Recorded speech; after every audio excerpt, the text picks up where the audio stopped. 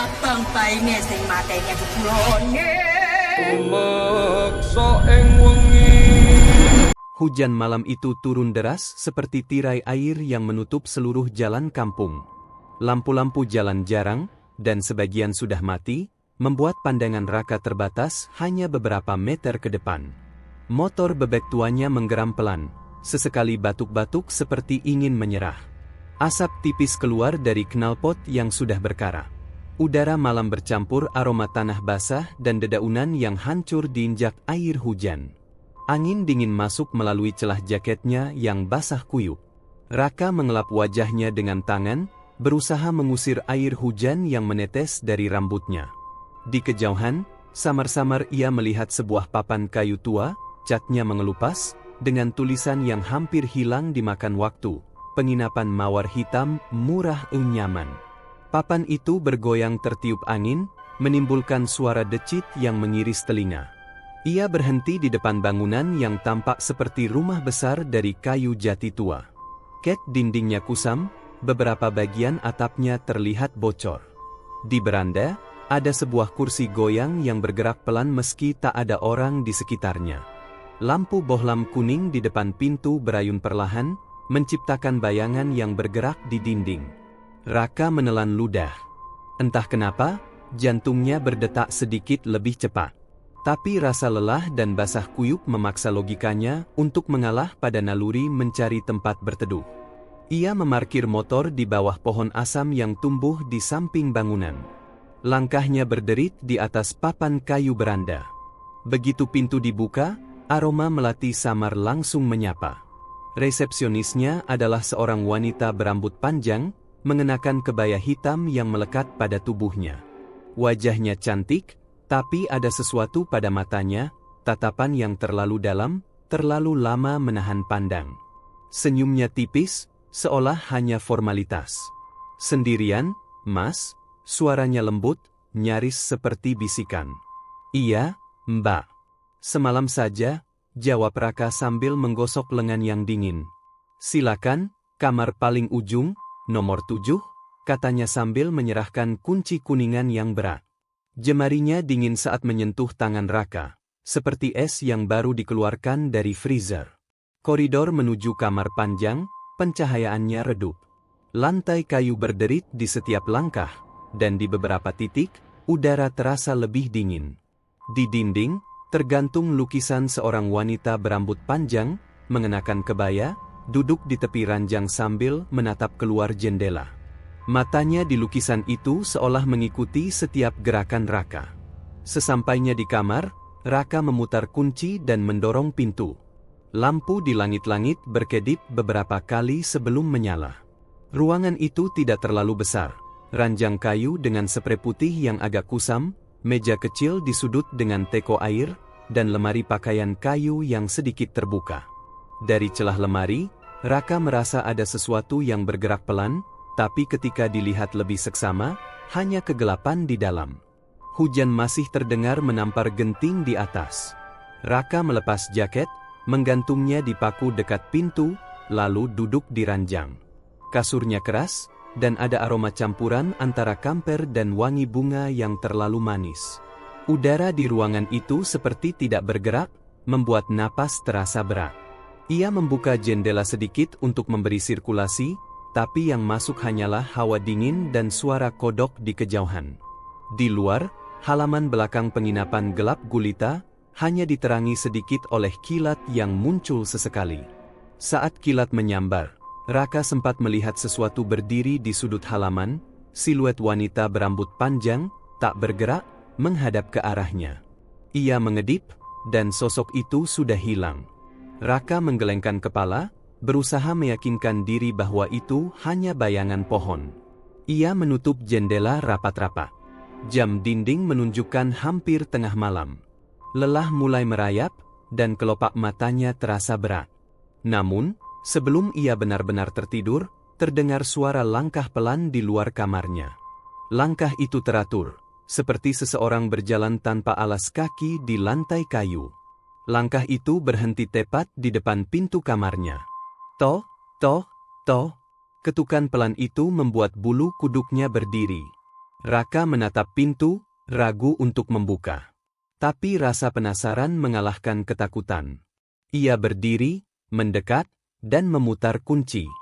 Di depan pintu, berdiri wanita resepsionis tadi, membawa teko teh panas yang mengeluarkan asap tipis. Senyumnya kali ini lebih lebar, matanya berkilat aneh dalam cahaya lampu koridor. "Mas belum tidur? Boleh, saya temani?" tanyanya pelan, namun nadanya mengandung sesuatu yang membuat darah Raka berdesir. Raka menelan ludah. Malam itu baru saja berubah, dan ia tidak tahu bahwa ketukan ini akan menjadi awal dari sesuatu yang tidak pernah ia bayangkan sebelumnya. Wanita itu melangkah masuk tanpa menunggu jawaban.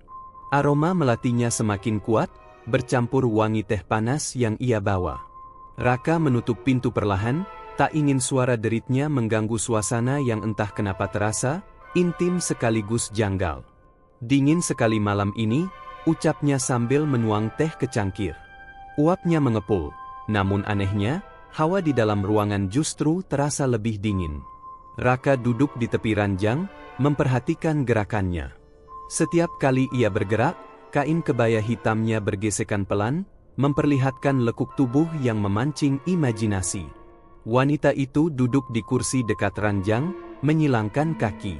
Tatapannya tidak pernah lepas dari wajah Raka. "Penginapan ini jarang ada tamu," katanya lirih, "apalagi yang sendirian." Ia menyeruput tehnya, lalu tersenyum tipis. Raka hanya mengangguk. Ada sesuatu dalam tatapannya yang membuat dada berdegup lebih kencang, bukan hanya karena daya tariknya, tapi juga rasa waspada yang sama. Ia mengambil cangkir yang disodorkan, meminum sedikit. Rasa tehnya manis, namun menyisakan sensasi pahit yang aneh di lidah. "Kalau Mas mau," suaranya turun lebih pelan, hampir berbisik, "saya bisa memberi penawaran." Raka tertawa kecil. "Penawaran? Kita lagi ngomongin apa nih, Mbak?" Wanita itu mendekat sedikit. "Tentang kekayaan. Uang, emas, semua yang Mas mau." Tatapan Raka berubah sedikit heran, tapi ia tetap mencoba bercanda. Kedengarannya kayak pesugihan aja. Senyum wanita itu makin lebar. "Anggap saja, bentuk kerja sama. Mas dapat yang Mas mau, saya dapat yang saya butuh." Raka merasa hawa di kamar semakin dingin. Jemari wanita itu menyentuh punggung tangannya. Dingin, hampir seperti es, namun sentuhan itu juga menimbulkan getaran hangat yang aneh di kulitnya. Matanya memandang langsung ke mata Raka, dan untuk sesaat, ia merasa seperti tenggelam ke dalam tatapan itu. "Kalau Mas setuju, saya akan mulai malam ini juga," bisiknya. Raka tidak langsung menjawab. Ada rasa ingin tahu yang kuat, namun di baliknya, instingnya berteriak untuk menolak. Tapi sebelum ia bisa berkata apa-apa, lampu kamar berkedip sekali, 2 kali, lalu meredup. Aroma melati semakin pekat, sampai-sampai mengalahkan bau kamper. Dari luar jendela, terdengar suara seperti kain panjang yang diseret di lantai kayu. Raka memandang ke arah suara itu, tapi tak ada apa-apa di luar, hanya kegelapan. Wanita itu berdiri, berjalan pelan mengitari ranjang. Jemarinya sesekali menyentuh bahu Raka, turun ke lengan, lalu berhenti di pergelangan tangannya. Sentuhan itu membuat napasnya sedikit tercekak. "Kalau Mas mau, lepaskan saja semua keraguan." Saat ia berada di belakang Raka, suara napasnya terdengar dekat sekali di telinga. "Kekayaan itu cuma awal. Saya bisa beri lebih dari itu," katanya, nadanya seperti campuran godaan dan ancaman. Tiba-tiba, Raka merasakan hembusan angin dingin di tengkuknya, meski semua jendela tertutup. Bulu kuduknya berdiri. Ia menoleh cepat, tapi wanita itu kini sudah duduk di ranjang, menatapnya dengan mata yang sedikit lebih gelap dari sebelumnya. "Pikirkan baik-baik, Mas. Kesempatan seperti ini tidak datang 2 kali." Raka mengusap wajahnya, mencoba mengusir rasa pusing yang mulai muncul. Kepalanya berat, seperti ada kabut yang menutup pikirannya. Ia menatap wanita itu lagi, dan untuk sesaat, Ia merasa melihat bayangan rambut panjang yang jauh lebih lebat, menjuntai hingga lantai, menutupi sebagian wajahnya. Tapi ketika berkedip, bayangan itu hilang, dan wanita itu tersenyum manis seperti semula. Di luar, petir menyambar, menyinari ruangan sekejap. Dalam kilatan cahaya itu, mata wanita itu terlihat merah menyala. Namun saat petir mereda, matanya kembali hitam. "Minum saja tehnya, Mas. Biar lebih hangat," katanya. Raka menatap cangkir itu, ragu. Namun entah mengapa, tangannya bergerak sendiri, meneguk habis isinya. Rasanya manis, lalu pahit, lalu dingin. Pandangannya mulai berkunang-kunang. Wanita itu tersenyum lebih lebar, berdiri, dan mendekat. "Bagus, sekarang kita bisa mulai." Suara langkah tanpa alas kaki terdengar di luar kamar, semakin lama semakin dekat. Kali ini, Raka yakin bukan hanya mereka berdua di penginapan itu. Hatinya mulai dicekam rasa takut, tapi tubuhnya terlalu lemas untuk bergerak. Dan di tengah kabut kesadarannya, ia mendengar suara lain, suara perempuan lain, berbisik di telinganya. "Aku sudah menunggu lama." Raka membuka mata perlahan. Kepalanya berat, napasnya berat. Lampu kamar kini hanya tinggal remang, seperti tertutup kabut tipis. Wanita itu duduk di tepi ranjang, membelai rambutnya dengan jemari yang pucat. "Tidur sebentar, atau mau saya buatkan sesuatu yang lebih hangat?" Suaranya terdengar ganda, seperti ada gema halus di belakangnya. Raka mencoba duduk, tapi tubuhnya seolah terikat oleh rasa lemas yang aneh. "Apa yang kamu lakukan sama aku?" Suaranya lirih. Wanita itu tersenyum, lalu membungkuk dekat sekali, bibirnya hampir menyentuh telinga Raka. "Aku sedang mempersiapkanmu untuk sesuatu yang lebih besar dari yang pernah kamu bayangkan." Ia berdiri, berjalan pelan ke arah lemari kayu di sudut kamar. Lemari itu berderit pelan saat pintunya dibuka, mengeluarkan aroma tanah basah bercampur darah besi yang tipis. Dari dalam, ia mengeluarkan sebuah wadah tanah liat kecil, dengan ukiran bunga melati di permukaannya. "Ini tempat menyimpan janji," katanya sambil menatap Raka. "Kalau kamu setuju, kamu akan dapat uang, emas, semuanya. Tapi kamu harus memberiku sedikit bagian dari dirimu." Raka menelan ludah. "Bagian apa?" Senyum wanita itu melebar. "Nyawamu, tapi sedikit demi sedikit, supaya kamu sempat menikmatinya dulu." Hawa di kamar makin dingin. Jendela bergetar meski tidak ada angin. Dari luar, terdengar suara tertawa perempuan, tinggi, nyaring, namun jauh di telinga seperti datang dari sumur yang dalam. Raka mulai merasa panik, tapi pandangannya masih kabur. Wanita itu berjalan kembali ke ranjang, duduk tepat di pangkuannya. Jarak mereka hanya beberapa sentimeter. Jemarinya yang dingin menyentuh leher Raka, lalu turun ke dadanya. "Kamu tidak perlu takut, aku bisa membuatmu merasa sangat hidup, bahkan ketika sebagian dari hidupmu sudah milikku." Tatapannya dalam, dan untuk sesaat, Raka melihat matanya memantulkan cahaya seperti bara api. Dari ujung rambut wanita itu, terlihat helaian-helaian yang bergerak sendiri, seperti disentuh angin. Bayangan rambutnya memanjang hingga lantai, bahkan menyapu ujung kaki Raka. "Kalau kamu menolak, uang yang kamu butuhkan tidak akan pernah datang. Hidupmu akan tetap biasa-biasa saja, bahkan lebih buruk. Tapi kalau kamu mau," ia menunduk, berbisik, "aku akan membuatmu kaya, dan puas, dengan cara yang tak pernah kamu pikirkan." Jantung Raka berdetak keras, tapi entah karena rasa takut atau godaan, ia tidak mundur. "Apa yang harus aku lakukan?" Wanita itu tersenyum puas, lalu mencium kening Raka singkat. "Hanya, biarkan aku masuk." Tiba-tiba, udara di kamar menjadi sangat dingin, seperti ada pintu tak terlihat yang terbuka ke ruang kosong. Di belakang wanita itu, sesosok bayangan muncul, tinggi, berambut sangat panjang, wajahnya tertutup rambut kusut. Dari sela-sela rambut itu, terlihat gigi putih panjang dan mata merah menyala. Bayangan itu bergerak mendekat, menembus tubuh wanita di hadapan Raka, dan seketika Raka merasa tubuhnya ditarik ke dua arah, sebagian ke arah wanita, sebagian ke arah bayangan itu. Sensasi panas dan dingin bercampur, seperti dibakar dan dibekukan sekaligus. "Lihat mataku, Raka," suara wanita itu kini terdengar seperti dua orang berbicara bersamaan, satu manis, satu menyeramkan. Raka menatapnya, dan tiba-tiba, ruangan berubah. Dinding kayu mengelupas, ranjang berubah menjadi keranda bambu, dan di pojok ruangan ada kendi-kendi tanah liat yang penuh berisi rambut hitam panjang.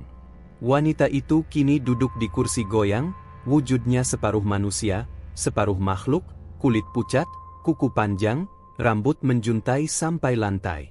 Senyumnya lebar, terlalu lebar, hingga pipinya robek. "Kalau kamu setuju, pegang tanganku sekarang." Raka terdiam. Suara tawa itu semakin dekat, kini terdengar dari belakang telinganya. Hawa melati menusuk hidung, tapi di baliknya ada bau busuk seperti bangkai yang sudah lama terkubur. Ia tahu kalau tangannya menyentuh, semuanya akan berubah selamanya. Wanita itu mencondongkan tubuh, bibirnya hampir menyentuh bibir Raka. "Waktu kita hampir habis." Jari-jari Raka gemetar. Ia bisa merasakan hawa dari telapak tangan wanita itu, dingin seperti logam yang ditinggalkan di luar saat hujan, namun anehnya memanggil untuk disentuh. Napasnya berat, setiap helaan seolah menarik udara yang penuh aroma melati dan sesuatu yang lebih busuk, seperti darah basi. "Pilih, Raka," suara itu kini bukan lagi milik satu orang. Ada dua nada yang saling bertumpuk, satu lembut, memikat, satu lagi berat, bergaung, dan mengandung kemarahan yang kuno. Kekayaan atau kesia-siaan. Dalam setengah sadar, Raka mengulurkan tangan. Begitu kulitnya bersentuhan dengan kulit wanita itu, ruangan seketika bergetar. Lampu bohlam di langit-langit meledak, membuat ruangan tenggelam dalam kegelapan total. Lalu, matanya perlahan beradaptasi. Dan di hadapannya, wanita itu sudah berubah sepenuhnya. Wajahnya pucat seperti mayat yang lama direndam air. Mata merahnya berkilat tajam, giginya panjang dan runcing, bibirnya menghitam. Rambutnya menjuntai liar, menyapu lantai, bahkan sebagian seperti merayap ke arah kaki Raka. Kebaya hitamnya sobek di beberapa bagian, memperlihatkan kulit yang penuh guratan biru di bawah permukaan. Kukunya panjang, mengilap seperti bilah belati. Saat ia tersenyum, pipinya robek, memperlihatkan daging di baliknya. Namun di balik semua kengerian itu, ada tarikan aneh, daya pikat yang membuat Raka tak bisa berpaling. Wanita, atau makhluk, itu melangkah pelan ke belakang Raka. Jemarinya melingkari lehernya dengan lembut, seolah memeluk dari belakang. "Sekarang, aku akan mengambil yang menjadi bagianku." Dari sudut kamar, bayangan-bayangan mulai bergerak. Bukan bayangan perabot, tapi bentuk-bentuk samar wanita berambut panjang yang wajahnya tidak jelas. Mereka mendekat, berbisik-bisik dengan bahasa yang tidak dimengerti Raka. Suaranya seperti bisikan di dasar sumur. Makhluk itu menarik kepala Raka ke samping, membuka lehernya. Lidahnya menyentuh kulit, dingin namun menyisakan rasa panas membakar di titik itu. Raka ingin menjerit, tapi suaranya hilang. Ia hanya bisa merasakan aliran sesuatu keluar dari tubuhnya, entah darah, entah hal lain yang jauh lebih penting. Bayangan-bayangan di sudut ruangan mulai menaburkan sesuatu ke lantai, kepingan emas, perhiasan, dan uang kertas yang terlihat baru.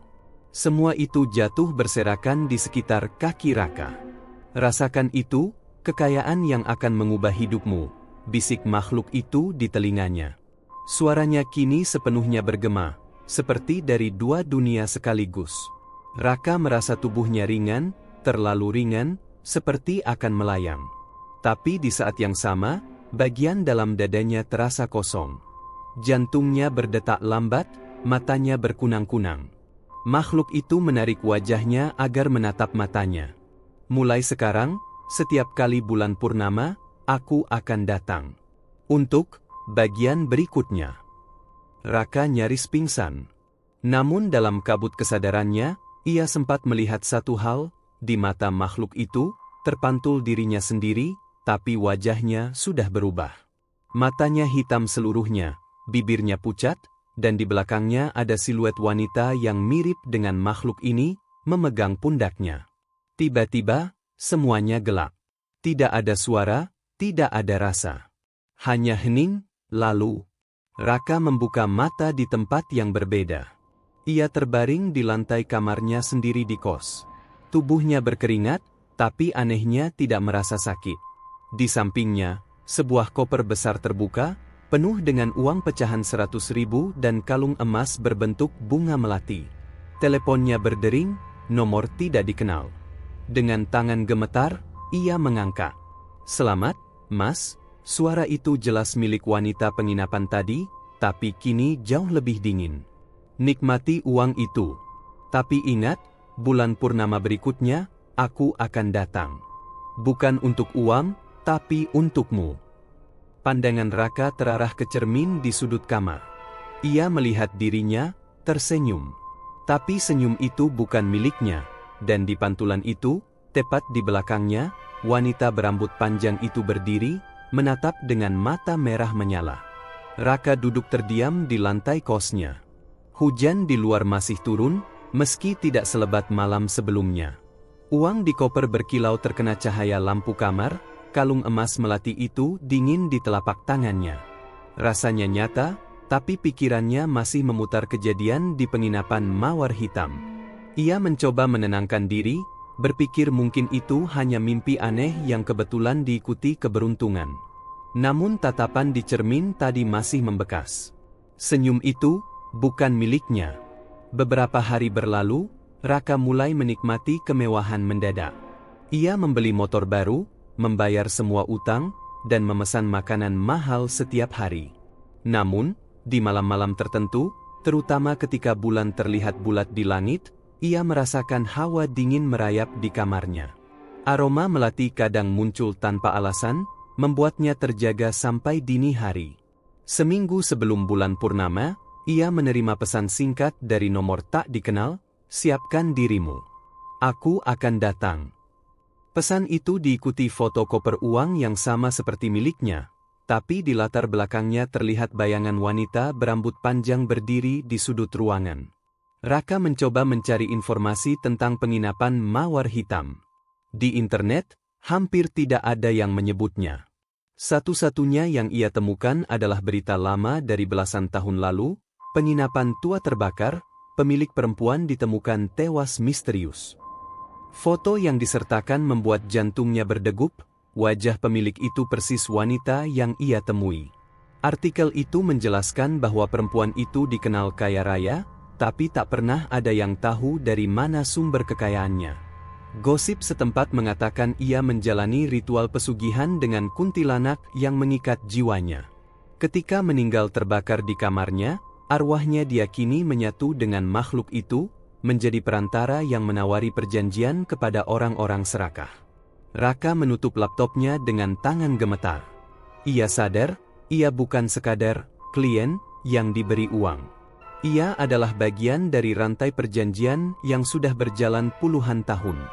Dan jika ia tidak memenuhi bagiannya, ia tahu apa yang akan terjadi. Kematian bukanlah akhir, melainkan awal ikatan yang abadi. Malam bulan purnama tiba. Cahaya putih menembus jendela, memenuhi kamarnya. Aroma melati menyeruak, kali ini lebih pekat dari sebelumnya. Cermin di sudut kamar mulai berembun dari dalam, seperti ada seseorang yang bernapas di baliknya. Raka mencoba melangkah mundur, tapi bayangannya di cermin tidak bergerak mengikuti. Bayangan itu hanya berdiri, tersenyum lebar, matanya merah. Lalu, bayangan itu mengangkat tangannya, dan dari baliknya, wanita berambut panjang muncul, memeluknya dari belakang. Lampu kamar mati. Hening. Suara napas terasa di telinganya. Bagian berikutnya, bisik suara itu. Jemari dingin mencengkeram bahunya. Raka mencoba berteriak, tapi suaranya tak keluar. Tubuhnya kaku, matanya terbuka lebar saat kegelapan menelannya. Keesokan paginya, kamar kos Raka kosong. Koper uang masih ada. Kalung melati tergeletak di lantai, tapi tidak ada jejak kemana ia pergi. Di cermin, jika diperhatikan baik-baik, ada dua sosok yang berdiri. Satu wanita berambut panjang, satu pria muda yang tersenyum aneh. Dan di sudut bawah cermin itu, goresan halus muncul, penginapan mawar hitam, kamar nomor 7. Selalu terbuka untuk yang mau kaya. Oke, kita lanjut ke epilog, dibuat seperti urban legend yang bisa menular ke pembaca. Memberi kesan kalau perjanjian pesugihan kuntilanak ini bukan cuma cerita fiksi, tapi bisa dialami siapa saja. Hingga sekarang, tidak ada yang benar-benar tahu berapa banyak orang yang pernah menginap di penginapan mawar hitam dan menghilang. Nama penginapan itu tak pernah muncul di peta atau aplikasi, seolah hanya ada untuk mereka yang sedang putus asa mencari jalan pintas menuju kekayaan. Kisahnya beredar lewat bisik-bisik, dari sopir angkot yang katanya pernah melihat pintu penginapan muncul di jalan yang biasanya kosong, dari pedagang kaki lima yang bersumpah pernah melihat seorang tamu masuk sendirian dan keluar keesokan paginya dengan koper penuh uang, tapi wajahnya pucat seperti maya. Beberapa orang mengaku mendapat undangan berupa alamat yang ditulis di secarik kertas, atau pesan singkat dari nomor tak dikenal. Isinya selalu sama, kamar nomor 7 menunggumu. Yang lebih menyeramkan, mereka yang pernah mencoba mencari alamat itu, mengaku melihat papan penginapan dengan lambang bunga melati hitam di bawah cahaya remang. Namun, jika mereka kembali ke tempat yang sama di siang hari, bangunan itu menghilang, hanya menyisakan tanah kosong yang dipenuhi rerumputan liar. Konon, jika kau mendapat kesempatan itu, tawarannya hanya berlaku sekali. Menolaknya membuatmu aman, tapi menerimanya berarti membuka pintu yang tak akan pernah bisa kau tutup lagi. Setiap bulan purnama, pemilik penginapan akan datang menagih, dan tidak semua pembayaran berupa uang. Beberapa saksi yang selamat, entah bagaimana, mengaku mendengar suara yang sama setiap kali mereka mencoba tidur setelah kejadian. Napas di telinga, aroma melati, dan bisikan lembut, bagian berikutnya. Ada yang percaya cerita ini cuma legenda urban, bumbu horor untuk menakut-nakuti anak muda. Tapi ada juga yang yakin bahwa penginapan mawar hitam adalah pintu antara dunia kita dan dunia makhluk yang lapar akan jiwa manusia. Kalau kau membaca ini di malam hari, terutama saat bulan bulat sempurna di langit, coba perhatikan sekelilingmu. Jika aroma melati tiba-tiba memenuhi ruangan, dan bayanganmu di cermin tersenyum tanpa alasan, mungkin undangan itu sudah datang untukmu.